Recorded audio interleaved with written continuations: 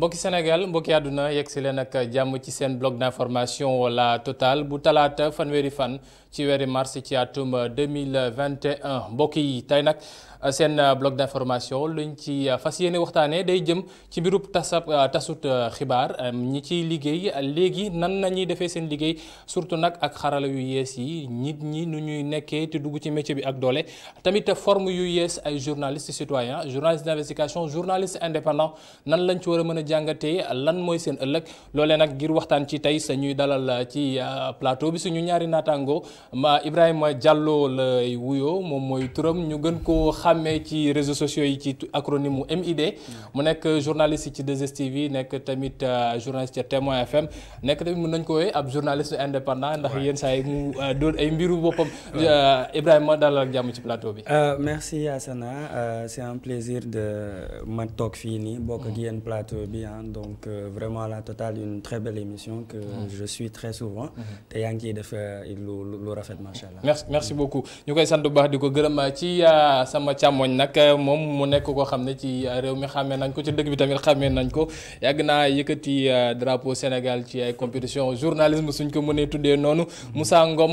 Ngom nekk journaliste nekk tamit fondateur liiti la maison des reporters ab maison des reporters boo xam ne da koo taxawal ngir liiti indépendance journalisme mooy credo goo xam ne moom lay dundee Moussa dalal ak jàmm ci plateau bi. jërëjëf Xasana jërëjëf ci invitation bi ma lay nuyu di nuyu téléspectateurs yi di nuyu aussi sama confrère Ibrahima Diallo di rafetlu liggéeyam merci beaucoup. alors ñu dugg ci waxtaan bi ni ma leen ko waxee rek tey lu ñuy waxtaanee mooy nouvelle forme journalisme nee nañ ma def entre guillemets quel avenir ndax journalisme sañ nooy wax dafa am ay yeneen forme yu ci nekk lu dul forme classique bi ñëpp xam ñu gis ci damay tàmbale ci cas boo xam ne c'est un cas factuel Moussa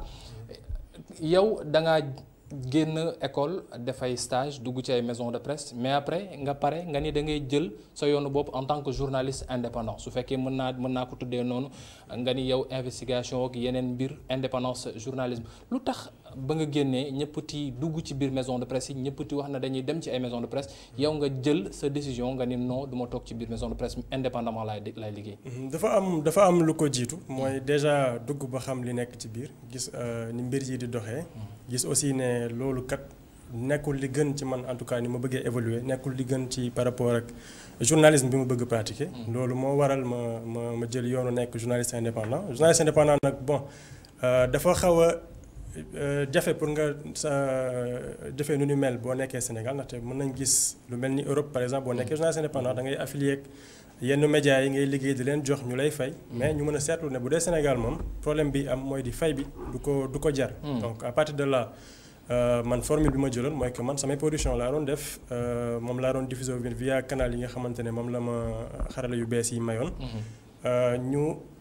nekk ci lu yàgg ba xëy sos li nga xamante ne mooy maison des reporters donc voilà c'est parcours boo xamante ne lu bëri la ma jàngal lu bëri aussi la ma may ci wàllu indépendance ci wàllu liggéey ni ma ko xalaatee ci wàllu journalisme. Ibrahima moom wax na ko moom dafa dugg ci biir maison de presse xam la ca ne après mu doogaati génn. c'est un petit peu différent de yow li ngay def ndax yow yaa ngi ci biir maison de presse ba tey mais tu te dis aussi journaliste indépendant. pourquoi nga am choix boobu su fekkee ne da ngeen wax ne indépendant nga alors que yaa ngi ci biir groupe de presse ci liggéey. waaw en fait suñu différence mën na nekk fi nga xamante ni mooy. cadre liggéey parce que maa ngi ci média maa ngi ci entreprise mais comme toute entreprise contrat moo ñu boole média bi bu ñu ma jëlee ñu teg ma par exemple ci aspect bii lañ la soxlaa aspect boobu su ma koy def je le fais mais xam nga compétence ak passion dafa nekk ci nit ñi te loo xamante ne du loo mën a cataloguer média X ou média Y waaye dafa di loo xamante ne man en tant que journaliste d'abord je suis passionné et j'ai cette conviction là sama média su fekkee sur X sujet ou Y ñoom sama avis intéressé wu leen wala sama compétence intéressé wu leen c'est tout à fait normal que cette compétence là que je la mets à la disposition d'abord de la communauté parce que man li ma xam ci li ma dugal ci journalisme mooy conviction parce que dama jàpp ne en tant que un journaliste dama am rôle ak loo xamante ne dama ko war a jouer ci évolution sama société donc en fonction de cela loolu moo tax ma dugg ci métier bi maintenant su fekkee ni métier la xam-xam bi kii nangu na la fay nga exercer ko ci cadre bi nga xamante ne moom moo ko bëgg. Man en tant qu'individu je suis libre de donner cette information, donner des informations ou bien me mettre ko à disposition de la communauté parce que loolu mooy soubassement wu sama engagement dans la presse. Mais Ibrahima wax nga ko léegi xam nga maanaam da ngeen nekk ci biir groupe de presse nga ni yenn saa yi soo leen amee loo xam ne peut-être maison de presse bi nga nekk ligne éditoriale am wala moom ni muy gisee nanguwul ngeen yow mën nga ko partager avec ta communauté mais est-ce que quelquefois ça joue pas à décrédibiliser peut-être médias yi wala muy favoriser partage information à tout va, ça recoupement sans peut-être li ci war am ci. Non. Même quand on partage une information, c'est-à-dire qu'on soit, on est d'abord journaliste. On est journaliste avant d'être employé de X ou Y. Oui. Dans les deux cas. Et métier journalisme dafa am ay charte yooyu que tu sois dans un média ou A ou B amul solo mooy charte bi da nga koo respecter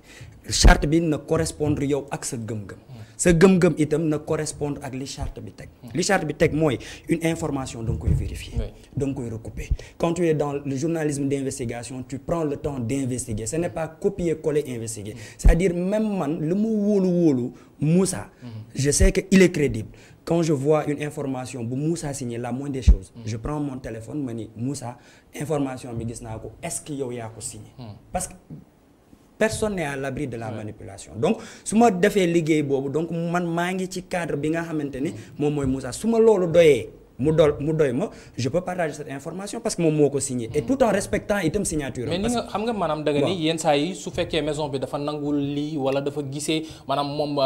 politique am ak nu muy doxee ligne éditoriale am loolu est-ce que du jouer un petit peu à décrédibiliser comme dafay mel ne médias yi peut classique yi dañoo nekk ci blacklisté wala dañoo nekk di wax na noo lii ak lii du jàll. Non pas forcément moi je trouve que plutôt que ni volume de liggéey la parce que xam nga tey journal dafa am charte. Mënoo def journal 1 heure de temps. Et tu peux pas tout parler de tout aussi. Mais la moindre des choses ñoom bu ñu waxee yow en tant que journaliste. tu as un sujet qui t'intéresse sur lequel tu as travaillé ñoom bu ñu ko nangoo diffuser. nga diffuser ko ci sa canalu télé. wala sa rajo amul problème ñoom suñ ko nanguwul diffuser tey àdduna bi toll na foo xamante ne tu as X option pour nga diffuser ko parce que nit ki itam boo demee ba nga jël benn sujet mooy nga liggéey ci mooy le sujet t'intéresse boo demee ba di recouper une information mooy l'information t'intéresse du moment où l'information t'intéresse toi en tant qu'individu en tant que citoyen cette information pourra forcément intéresser d'autres gens si ça n'intéresse pas ta rédaction par rapport à la ligne éditoriale tu peux partager ça ailleurs. Moussa li jëm ci mbirub li mu wax maanaam ligne éditoriale yeeg yenn journalistes indépendants yi nu ñuy doxalee maanaam seen xibaar ñoom mën nañu wax ne peut-être amul tabou wala amul sens interdit fu ñu ko war a mën a jàllale est-ce que loolu du nekk loo xam ne peut-être mën naa nasaxal média classique nu ko sénégalais ti gisee. damay wax déjà ni loolu yëpp ci question de responsabilité lay am mais damay delluwaat ci waxi Ibrahima. ñëwaat ci benn aspect boo xam ne peut-être mooy tax ba moom par exemple profilam ak ni mu mën a fonctionner c'est pas évident pour ñëpp. te dafa am média yu bëri boo ciy dugg dafa am benn clause d'exclusivité boo xamante ne dafay am ba doo mën a liggéey pour média ba pare liggéey. ak keneen mu am aussi beneen aspect bu important boo xamante ne jotewul rek ak liberté am na yeneen aspect yu jote par exemple ak temps bi nga xamante ne moom lañ lay may pour nga liggéey aspect liberté bi am na ci nag te bu important la ndaxte loolu responsabilité collective la li nga xamante ne mooy indépendance su média bi le fait que nga mën a liggéey ci sujet bu ne te kenn du la censurer ak même censure ni ndax yow war nga ko mën a avaliser ba bàyyi loo xamante ne sujet d'intérêt public la ngeen valider ko nga liggéey ci mais mu censurer épanouissement bi nga xamante ne moom nga war a am ndax am nga ko wala ndax gisuloo ko ci man nag loolu moo taxoon ma génn ci carcan wu média yi te bu nekkee mënoo liggéey ci benn média may la liberté nga liggéeyal sa bopp wala ngay liggéey ci yeneen aspect yoo xamante ne du ñoom ñoo la ko définiral am na aussi yeneen aspect yu lié ak temps bi nga xamante ne moom ngay consacrer à l'information parce que xam nañ ne médias yi problème bi ñu am problème bu rëy mooy ci wàllu modèle économique bi mooy très souvent en sous-effectif la ñuy nekk mooy li nga xamante ne moom la ñu war a consacrer à la production de l'information investigation yi nga xamante ne ay weer nga war koo jël war cee liggéey mënta ne ndaxte ñu ngi lay soxla bés bu ne nga war a liggéey suba ba ngoon jot bi nga war a am pour réflexion ci sujet doo ko am temps bi nga war a am pour dem defi ci ay déplacements sur le terrain aussi doo ko am donc dalay ba finalement doo mën a évoluer professionnellement loolu nag moo taxoon. est-ce que loolu yéen ñii ci nekk ay médias indépendants ay journalistes indépendants amoo leen ci part de responsabilité ci côté concurrence boobu ndax média yow mii ci journaliste indépendant je prends l'exemple de Ibrahima mën nañu wax chaque 30 minutes am na benn newsletter bu mu lay yónnee par rapport ak benn information média bi peut-être dina ko jox mais temps bi kii ci am pour joxe ko moom dafay bëgg joxe information est-ce que loolu tamit du tax ba modèle économique bi ngay wax pour ñu réformer ko peut-être muy xaw a jafe temps bi ngay soxla ci production muy xaw a jafe ci biir kër yi. justement parce que loolu relation boo xamante ne dafa direct la en fait. tant que effectif bi doyul ba nga xamante ne lii di nga am actualité générale ndaxte loolu sax moom la ñuy faral di jël comme modèle comme démarche de travail. mooy actualité bu ñëwee mën ngaa traiter li nga xamante ne amagum nga ko vérifier nga ko recouper nga ko mais am na yeneen aspect yoo xamante ne il faut nga jël sa temps. collecter def nànk-nànk dem nànk-nànk ba keroog ngay jot information bi wala xibaar boo xamante ne ute na ak li nit ñi xamagum. te day indi lu bees ci li ñu war a xam. te loolu li koy maye mooy ressources humaines bi nekk fi moyens yi aussi nekk fi pour déplacement. te c'est pas évident nag ñu am ko ci médias yi moo tax ñu jafee daal mu jafe trop ngir ñu gis genre yooyu muy enquête wala muy grand reportage. Ibrahima moom nee na par rapport ak temps bi contrainte temps bi information bi muy ñëwee y a les sites web qui sont là chaque jour nga gis benn média bu ubbeeku benn groupe site internet bu ubbi bu bees. pour information yéen tamit ñenn ci médias indépendants yi yow da nga koy def. ay newsletter yooyu yónnee presque chaque 30 minutes wala chaque 20 minutes peut-être am nga information média bi amul temps boobu est-ce que du concurrence boobu ngeen di def ak média classique yi mooy tax ba peut-être yéen li ngeen di bëgg jàllale mu nekk loo xam ne du mën a nekk loo xam ne ñoom dinañ ko mën a def. bon problème de temps mën nañ ko c'est relatif. vraiment problème mu temps bi surtout par rapport ak yenn médias yi xam nga ñun Sénégal dafa am ñoo xamante ni dañu choisir. def information midi def information 19h30 def information 20h30. donc ñoom seen modèle la. on n'y peut rien. Mais aujourd'hui on sait que l'information au-delà d'être une simple information à consommer. mais dafa am valeur bu am solo ci doxalin quotidien wu nit ñi man gëm-gëm boobu laa am. man quand je donne une information je sais que je me dis que par A ou par B parmi mes 34 000 personnes yi nga xamante ne ñoom laay jox information directement am na ci kenn koo xamante ne information moment bi mu koy jot. ci saa si mën na ko amal njëriñ. genre on peut donner une information par exemple on dit sur l'autoroute am na benn accident. xam nga tey mën nañ toog ba 19 ba 20 heures ñu def un papier là-dessus ni accident bi am na tant de monde mais peut-être am na koo xamante ne soxlawul ñaata nit ñoo fa dee. moom na yëg ni am na accident rek moom mu teggi. parce que il est dans l'urgence. donc on est dans information du course de vitesse mais urgence la urgence boo xamante ne dafa ànd ak norme. moo tax man quand j'envoie les alertes c'est des alertes info que j'envoie des fois j'envoie juste une phrase. ou deux phrases donc mën nga ko catégoriser ci importance su information bi. benn phrase am na solo amul solo. mën naa jël temps ma développer papier bi yëpp non parce qu'il y a X ou Y je peux le faire. mais quand je fais l'option man ma joxe ci benn phrase. alerte information bi c'est juste pour montrer que point X ou point Y lii am na fa. parce que lii ak lii je me limite à ça. ñu dem léegi comme ni nga ko waxee rek contrainte temps bi am ci rédaction yi léegi il est 18h passé de 43 minutes dañuy waajal jox kiiti Baye Cheikh Sall mu yegsi ci xibaaru marax yi tey jile ak match Sénégal bi amoon ñu fàttali leen rek ne Sénégal daa témbu fii ci Stade Lat Dior moom ak ñiiti waa Royaume Swatini benn bal ci la ku nekk dugal moromam Sénégal qualifié na nekk premier léegi xam naa ne yaatal gi dinañ ci ànd ak Baye Cheikh Sall ci xibaaru marax yi suñu jugee léegi ci page publicitaire bi ma fàttali leen rek suñu ñaari gan tey ti Moussa Ngom journaliste fondateur lii ci la maison des reporters bu Sénégal ak Ibrahima Diallo Émidé la ko ñëpp xamee borom alerte info yi ak mu nekk journaliste ci 2STV ak Témoin FM ñooy suñuy gan tey ci seen bloc d'information la Total tout de suite une petite page de publicité.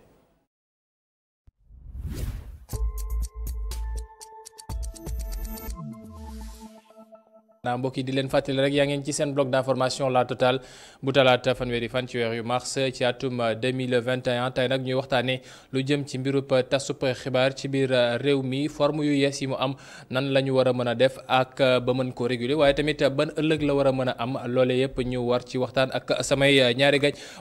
laataa ñu duggaat ci biir waxtaan bi dañuy dem seetaan ji léegi benn page publicitaire ñëwaat.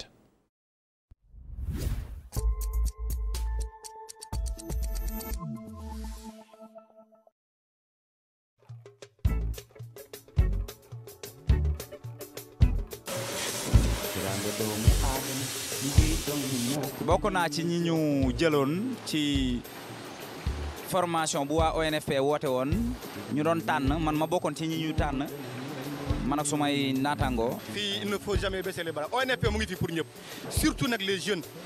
surtout encore les jeunes du Sénégal parce que formation bi nga xam ne du ay caaxaan du ay fo du ay naxe mbaay imagine yow nga def formation bi nga xam ne nga déposé juste say papier fayoo dara ngay jël restauration joxe sa transport joxe sa lépp ba pare encore nga def formation nga pare ñu joxe sa diplôme fayoo dara kon pour man loolu ku ñu woo ku ne wala képp ki nga xam ne dëgg na ko dafa war a def envers ONFP. du question jànguma rek mooy man du ma mën a liggéey le mieux mooy même boo jàngul français wala boo jàngul arabe demal nga formé wu parce que formation laajteewul niveau d'étude. ONFP nag mu ngi fii ci Dakar plus précisément Grand Yoff Scat Urbam seen siège foofu la nekk.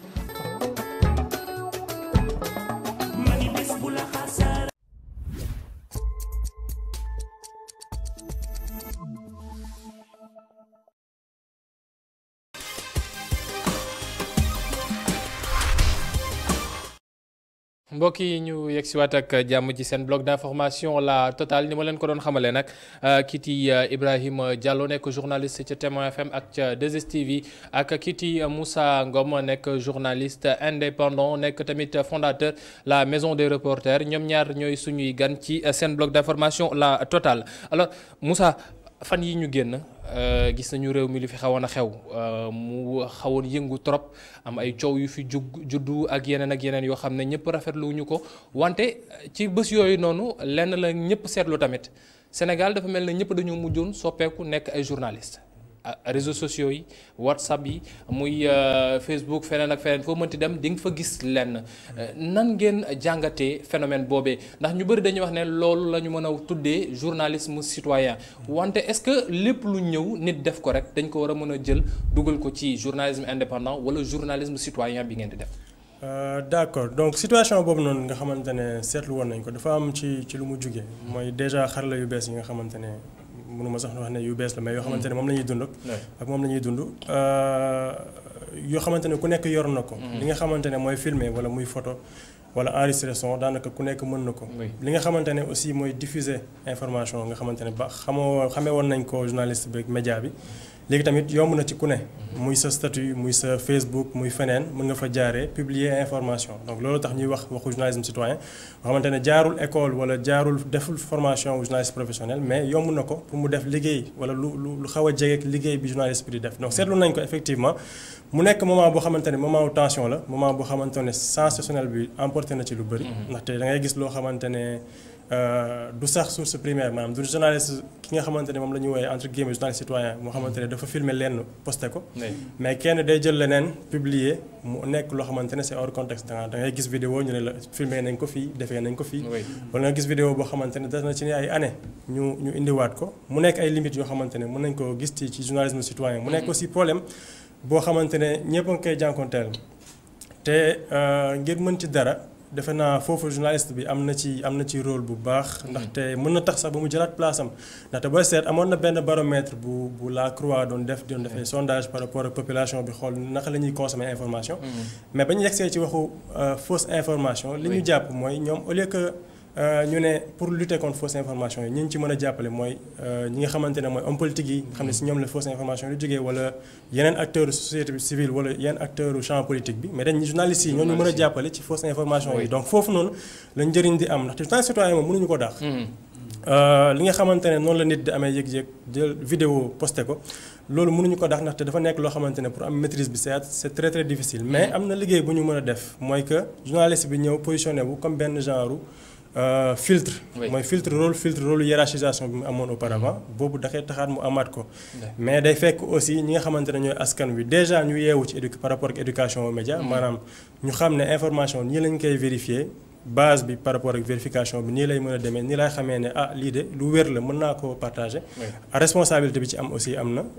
loolu journaliste professionnel la gën a yomb mais moom mën nañ ko jox base bi mën nañ aussi fexe ba journaliste bi moom saa yu kooku jaaxlee wala mu gis loo xamante ne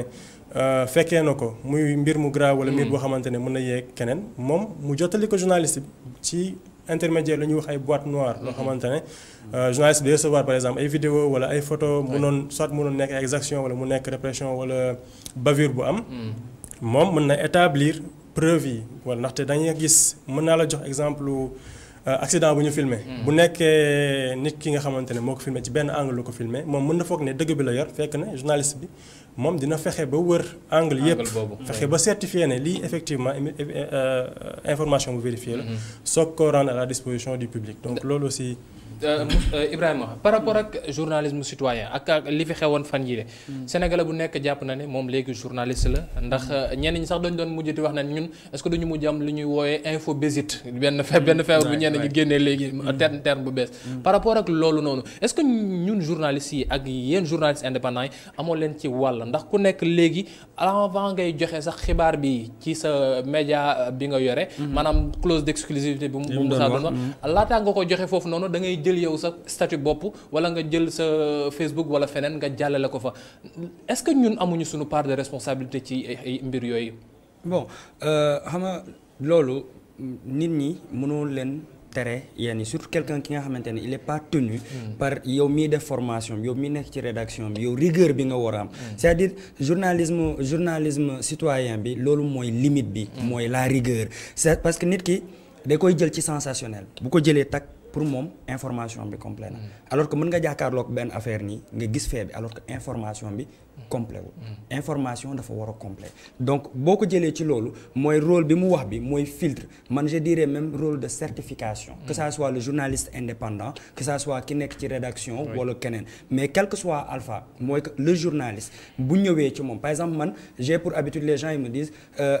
dégg naa lii mais comme que jógewu yow yónnee woo ma ko c'est pas encore vrai et moi je suis conscient de ça donc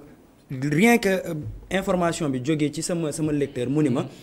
information bi am na te man dama yëg ni information bi am na mais peut-être j'ai fait le choix de ne pas partager cette information là mais le fait que mu ni ma information bi dégg naa ko wala yëg naa ko wala jot naa ko mais dama doon xaar yow nga wax ko mooy même en tant que boo nee journaliste citoyen que tu sois journaliste indépendant ou lu mu munti nekk mooy la crédibilité quand tu es habitué à donner une bonne information et une information sourcée boo xamante ne da nga koo vérifier ba mu mat loolu boo ko commencé am quel que soit alpha je pense que tu gardes cette crédibilité là. La crédibilité elle est importante que ça soit média bi en tant que tel que ça soit journaliste bi en tant que tel. mais par rapport ak loolu maanaam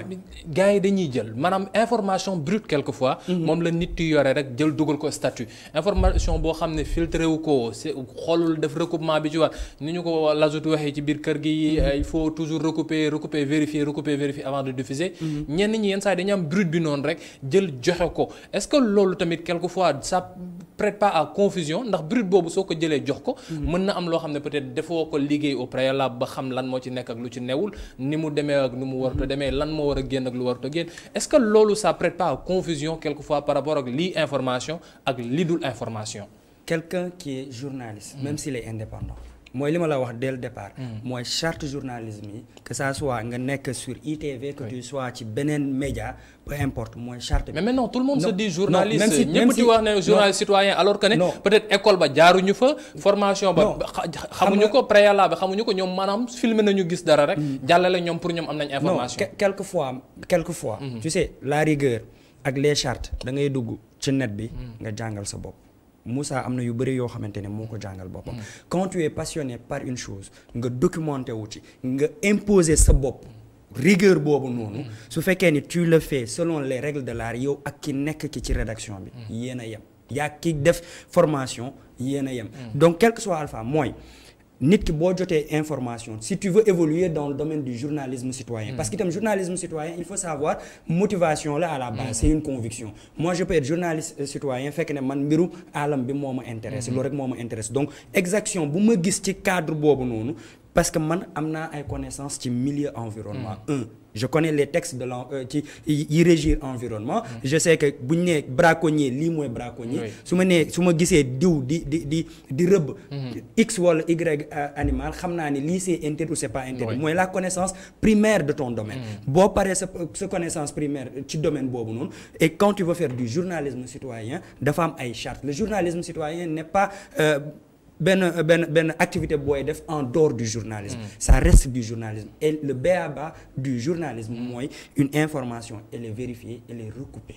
Moussa par rapport ak loolu maanaam ñeneen dañ jàpp ne journaliste citoyen ak journaliste ba nekk ci biir kër gi wala journaliste indépendant bi ay mbir la yoo xam ne dañoo génn ci journaliste en tant que tel ak lii charte journalisme est-ce que du quelquefois maanaam réseaux sociaux yi ni muy doxee ñii nekk ci Twitter bi chaque jour ñuy tweeter pour mën di am ay vues ñii nekk ci Facebook bi pour ñu leen di aimer partager ñeneen ñi seen statut WhatsApp pour ñu koy capturer tu ko partager waat est-ce que mbir yooyu noonu nekk loo xam ne peut-être ça peut gâter le métier en tant que tel ñu bëri dañuy wax ne non comme que kii moo ngi def lii nii man peut-être am naa foo xam ne dinaa fa toll Facebook aussi tout le monde maintenant a des informations yu fay jàll ak ñoome est-ce que loolu waruñu ko réglementer avant ñu koy viabiliser le journalisme citoyen. Effectivement te même par rapport ak formalisation bi nekkul loo xamante ne ñu bëri ñu ngi ci xalaat ndaxte par exemple Sénégal gis nga code de la presse balaa nga prétendre nekk journaliste benn format la ñu am mooy nga jaaree ci école wala nga am benn expérience boo xamante ne validé nañ ko diplôme universitaire et autres donc journalisme citoyen c'est moins loo xamante ne nit ki ci boppam démarche bi muy demee ba nit ki ba ay chercheurs par exemple ne kii c'est un exemple de journaliste citoyen moom ci boppam sax mën na ko bañ a yëg mais day jàpp juste que ne moom am na information bu mu gis xaaral ma yónnee ko xaaral ma transférer ko donc du am esprit boobu noonu mu war a am par rapport ak rigueur bi nga xamante ne yow mii journaliste di nga ko am par rapport ak information notre travail de recherche bi nga am par rapport ak information recoupement vérification yëpp rigueur bi yëpp nga xamante ne moom moo lalu ci nekk professionnel de l'information loolu du ko am maintenant am na façon boo xamante ne en tout cas man jàpp naa ne xëy na mën na gën a wàññi dérive yi mooy fexe ba mu am éducation média ndaxte internet déjà journaliste bi sax moom ci boppam day ñëw di fa puiser ay information yenn saa yi manipulation jàpp ko yenn saa yi mu tamit mu reprendre yoo xamante ne c'est de fausses informations donc à fortiori yi koo xamante ne jaarul ci formation bi xamul rouage information donc day gis noonu foog ne relayer tax na mu jàllale fi xibaar boo xamante ne bu am solo alors que mu ngi induire en erreur ñu bëri donc bu nekkee éducation et média mën nañ fexe ba ci école yi élèves yi lycéens yi ak étudiants yi mu gën a nekk réalité ñi nga xamante ne dañuy gis information biir WhatsApp par exemple dinañ mën a pour am esprit critique par rapport ak information boobu ne lii kat am na tel aspect yoo xamante ne manqué na ci maanaam xawma lii kañ la am xawma kii lii kan moo ko filmé donc mënuma koo partager noonu ndaxte du information donc foofu noonu lañ mën a fexee daal ba xaw a ñongal wàllu journalisme citoyen ba mu mën a nekk lu jaar yoon am aussi encadrement bu mën a am ci journaliste ndaxte da ngay gis xam nga tension yi nii lañ joxe woon par un exemple mais am na lu xewoon Capitole États-Unis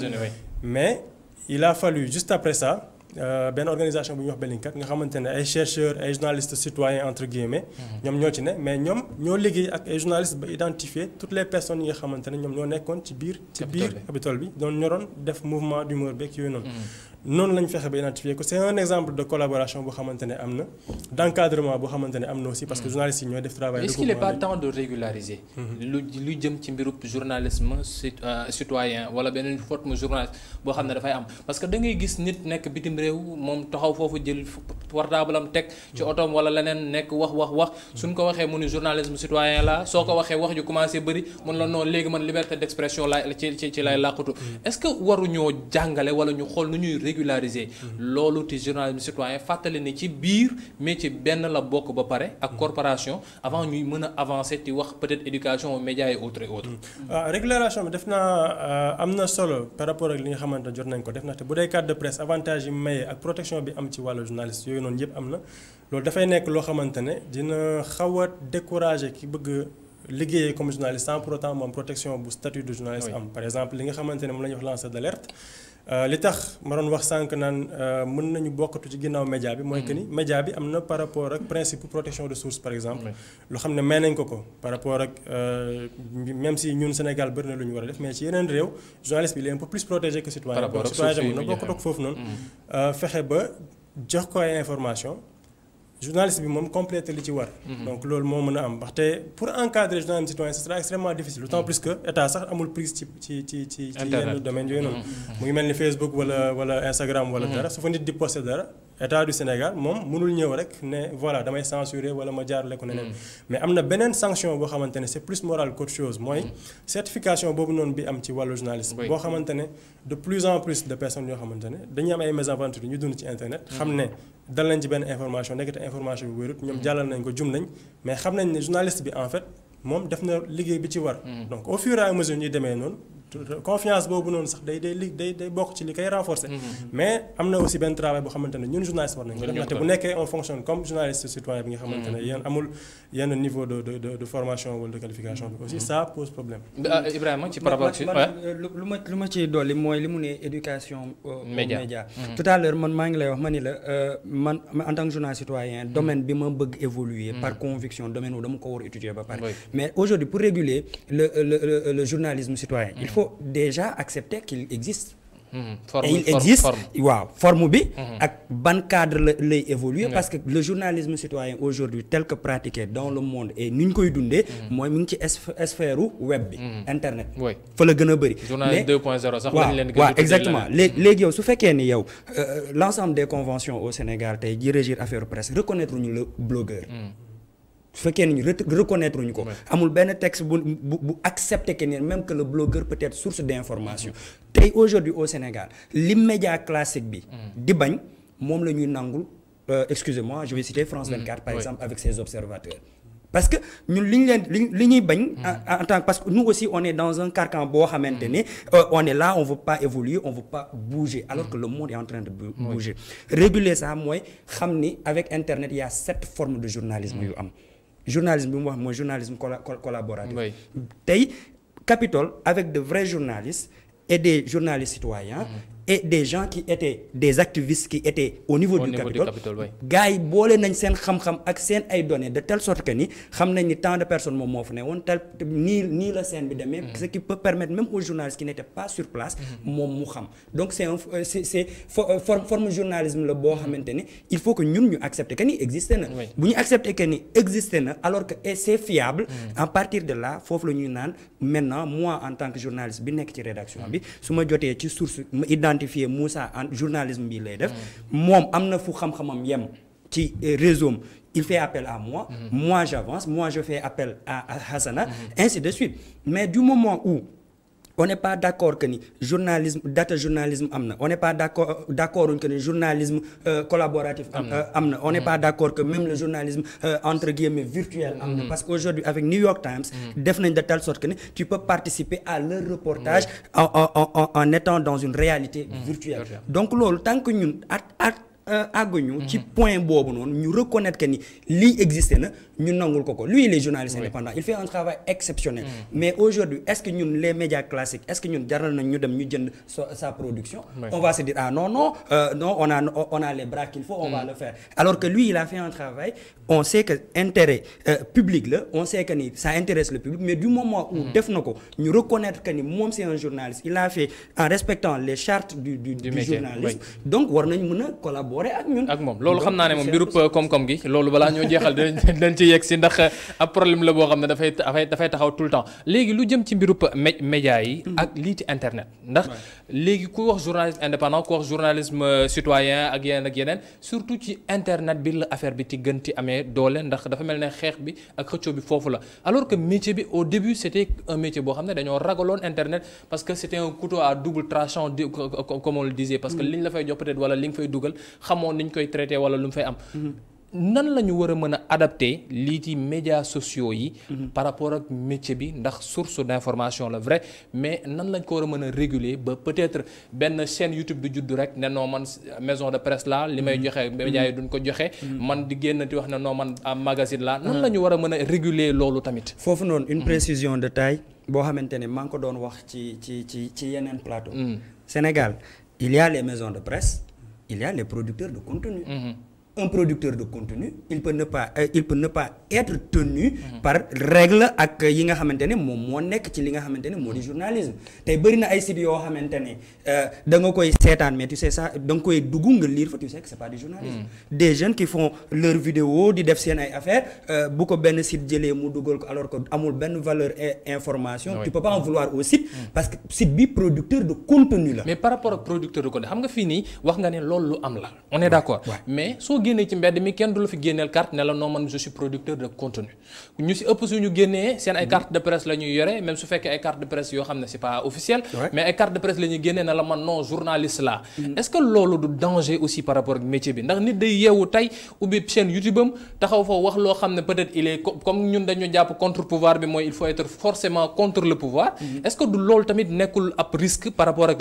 corporation bi risque am na mais lépp ci journaliste bi la c'est-à-dire même quand tu es journaliste citoyen ou X ngay liggéey ak internet un journaliste qui ne sait pas faire la différence benn deepfake ak une vraie information wala journaliste boobu noonu warul mën a dugg ci internet ba di fa wax dara wala di ko récupérer parce qu'il n'est pas outillé c'est un environnement boo xamante ni am na benn site je vais donner le site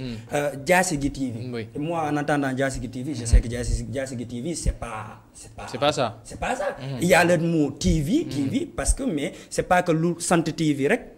effectivement média la donc li mu wax éducation média bi mooy sénégalais bi public bi dañ leen war a éduquer ci li nga xamante ne lii mooy média aujourd'hui man su ma seetaanee ITV même su ma ko retrouver sur YouTube je sais que c'est ITV sur YouTube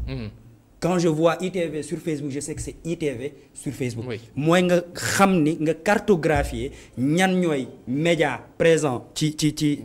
internet bi ak ñan ñooy ñi nga xamante ne producteur de contenu loolu la personne mën na ko def du moment où Sénégal nag moom aussi loolu itam li nga wax ni réalité la événement day am Moussa taxaw ak caméraam je sais que c'est un journaliste reporter d'image il est là yéen yaa leen ko favoriser tamit Diallo yéen ak ñoom Moussa est-ce que c'est vous pas vous qui avez dit au gars non léegi soxlatul ngeen di nekk ci biir groupe de presse vous pouvez sortir votre caméra ñun nan leen mujj tuddee ay point com on m'excusera du terme ay point com lañ leen mujj tuddee da ngay génne sa carte benn yore nga ñëw laaj ko mun la non je suis journaliste indépendant soo duggee ci système 3 articles nga fay fekk benn bu nekk par 3 mois lay génn est-ce que c'est pas de votre faute aussi Moussa mu accuser leen un petit peu non je ne pense pas parce que bu nekkee ku mel ni man très souvent ci loo xamante ne mooy balaa ngaa dugg ci métier journaliste nga jaar ci école ndaxte dafa am situation boo xamante ne contexte yi moo différé bu nekkee bu yàgg ba am nañ journalistes utiles en talentueux yoo xamante ne c'était formé dans le temps maintenant le problème bi nga xamante ne c'est lié à sous-effectif bi ma doon wax mooy que pour que nit formé wu ci rédaction c'est extrêmement difficile déjà que kenn talu ko temps bi ñuy war a consacrer à encadrement bi du am lu ci war te même ñi nekk ci biir rédaction yi aussi amuñu expérience bu tax ñu mën a encadrer de manière adéquate donc moo tax il faut nit ñi jaar ci école te foog naa ne ku jaar ci école ba génn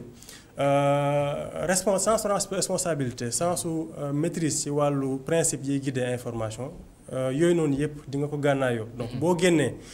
nekk journaliste xëy na yenn expérience bi amoo ko mais en tout cas am na loo xamante ne école bi jox na la ko ba noppi moo tax sax damay insister très souvent naan c'est pas loo xamante ne un accomplissement que ñu ne pour nga nekk journaliste il faut nga am formation il faut que aussi ci formation journaliste yi ñu fexe ba ki nga xamante ne génn école mu doon ku un professionnel aguerri boo xamante ne du def yenn dérives yi wala yenn dérives yi. mais maintenant on parlait de journalisme citoyen journalisme indépendant dañ leen mujj wax sax ne la. il faut pas passer par les écoles wala soo demee ci benn groupe de presse def fa 3 mois stage rek. soo génnee jàppee nga sa boppam journaliste aguerri boo xam ne su la neexee nga def sa commentaire sax. ay genre yoo xam ne c'est très difficile. est-ce que ñun ak yéen tamit Moussa mu ñëwaat ba léegi ci yéen fóotewoo leen par rapport ak foofu noonu ni ngeen teelee génn ci maison de presse yi. non je ne pense pas je pense plutôt que c'était plutôt lié à benn situation boo xamante ne am na maanaam assainissement bi nga xamante ne teeluñu cee jóg. fexe ba encadrer li jëm ci professionnel de l'information parce que dafa am lu am solo aussi ci wàllu journalisme citoyen dëgg na ci code de la presse par exemple précisé wuñu ko mais ci constitution la liberté d'information la liberté d'expression aussi c'est consacré donc terewuñu nit ki liggéey ci cadre li ñuy wax entre guillemets journalisme citoyen soxlawul aussi sax je pense que ñu koy mentionner clairement mais am na aspect tamit boo xam ne mën nañ ko mentionner muy lanceur d'alerte foofu mën nañ ko jàpp naa ne insuffisance la bu am ci code de la presse bi mais constitution moom déjà jox na ko droit ngir mu mën a joxe xalaatam ngir mu joxe xalaatam wala mu joxe xibaar mais xibaar nag dafa am koo xamante ne moom moo gën a yeyoo ci jox ko ndaxte moom lañ ko jàngal nan lañ koy lijjantee nan lañ koy rechercher nan lañ koy xamee donc loolu daal moo mën a tax ba ñu fexe ba harmonie mën a am daal ci wàllu wi. Moussa li ñu desee ci temps bëreetul Ibrahima li ñu desee ci temps tamit bëreetul il nous reste juste 3 à 4 minutes dañuy egsi ci mbir koom-koom journalisme indépendant nekk ko ci biir Sénégal est-ce que c'est quelque chose de facile soo xamee ne pour nga je donne l'exemple de la maison des reporters carte de presse carte de membre yi balaa nga koo jaayee da ngay forcer da nga koy forcer nit yi magazine bi clé yeeg yeneen yi xam ne génne nañ ko ci début d'année 2021 bi mu te pour nit yi jënd ko pour nga mën a financer reportage yi journalisme participatif boobu journalisme indépendant boobu ngeen di ak indépendance de la presse est-ce que sénégalais nangu na ko est-ce que sénégalais nangu na dugal xaalisam ci information sénégalais amagul culture bi de manière ancrée joxaguñ ko aussi possibilité pour mu mën ko def ndaxte cadre bi amagul woon ndaxte maison de reporter daanaka mën nañu wax ne ci précurseur la ci wàll bi donc puisque loolu amul woon ak aussi intérêt bi ci am ndaxte maison de reporter ñëwul ngir def li ñëpp di def wala li nga xamante ne nit ki fu mu dugg gis ko li nga xamante ne moo manqué li ñu gisoon ne dafa manqué ci milieu média yi moom lañ ñëw pour proposer te dañ jàpp ne puisque dafa laajoon indépendance bi jaar surtout ci modèle économique bi moo tax ñu def appel à public bi ci contribution yi nga xamante ne da koy def léegi mu doon loo xamante ne lu bees la nit ñi miinaguñ ko il faut ngay dem nànk-nànk te day ànd ak pédagogie aussi ndax tey il faut ñu si bëri jàpp nañ ne information day jékki-jékki rek taw ñu jot ko alors que dafay am processus bu muy jaar am xaalis bu bëri bu muy laaj ak effort humain yu muy laaj donc au fur et à mesure nit ñi di ko xam au fur et à mesure ñuy contribuer ndaxte ñun fooguñu woon ne ba ñuy démarrer sax dina toll yenn yi am na effort yu bëri yu mat a des mais je pense que ça c'est plus lié au fait que début la mais c'est irréversible mouvement boo xam ne c'est irréversible la ndaxte bu nekkee ñëpp dañuy contester indépendance est-ce que ça a de l'avenir au Sénégal parce que fii soo defee site sax wax nit ki il faut que mu abonné te fay xaalis pour mën a dem dañ lay mujj wax ne la non garaawal bàyyi ma yem ci benn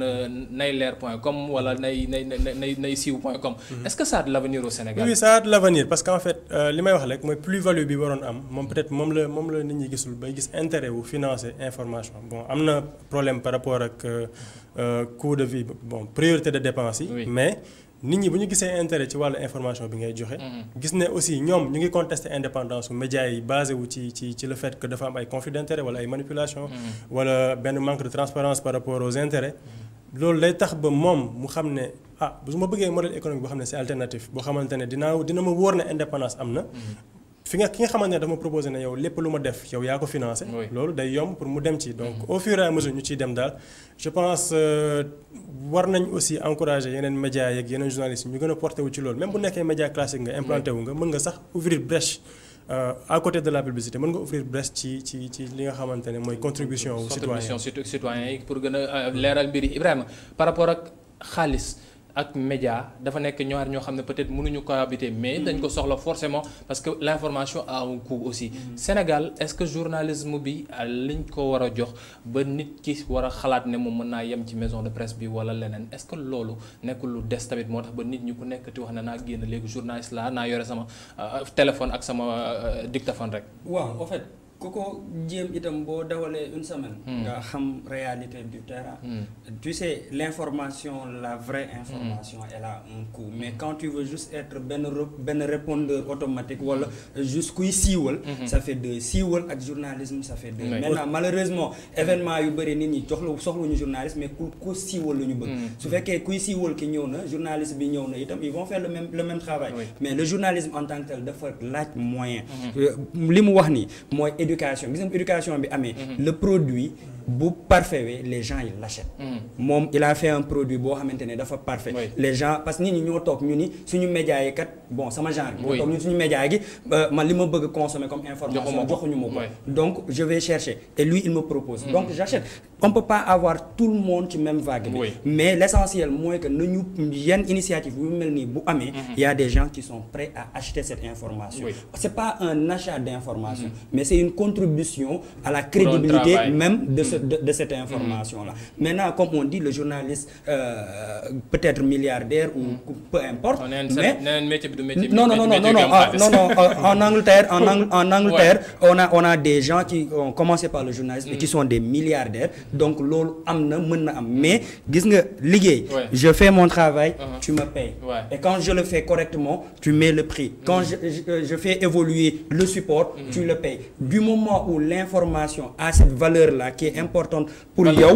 valeur ajoutée bi am na importance pour yow am na importance mais je l'achète c'est comme ndox bi may naan rek boo ma jaayee ndox kese mën naa ko naan mais boo ma nee ndox bi am na suukar mën naa ci dolli xaalis ñu leen di sant bu baax di leen gërëm mbokk yi di leen fàttali ne tey lu ñu doon waxtaanee ci seen bloc d'information mooy liiti forme yu yees yu ñu mën a tuddee ci biir journalisme nan lañ ci mën a jàngatee ban avenir la am ak tamit nan la ñu war a mën a def ba peut-être mën koo réguler ba yenn dérives yi ñu ci seetlu quelquefois nit ku jug rek yore sa téléphone téléphone jàppee na sa bopp journaliste nga ñu mën a xool nuñ koy encadré ci plateau bi ñu amoon fii Moussa Ngom nekk journaliste nekk tamit